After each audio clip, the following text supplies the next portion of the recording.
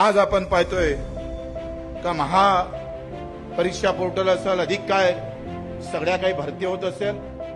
तुम्ही सांगा काय जीवार येतं माणसाच्या, का मी मार कष्ट केले, मार मेहनत केली आणि पेपर फुटला असं जेव्हा कानावर येतं तेव्हा सगळं आम्ही पाहतोय हातातून गेल्यासारखं असतं. श्रीमंताचेच पोरं नोकरीवर लागत असत आणि मेहनत करणारा प्रचंड ताकदीनं आम्ही पाहतोय, अभ्यास करणारा तरुण जर या पेपर फुटीतून आम्ही पाहतोय मागं सरकत असत, तर याच्यासारखं पाप नाही.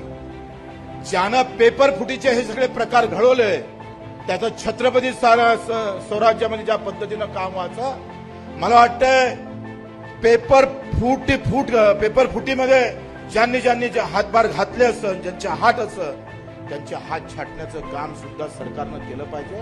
पुन्हा अशा प्रकारची हिंमत होता कामा नये. मला माहित आहे त्या तरुणांच्या डोक्यात काय असतं. अभ्यास करून जर आम्ही पाहतो पेपर फुटते असं कानावर गेलं तर त्याच्या मनात प्रचंड असंतोष निर्माण होतं.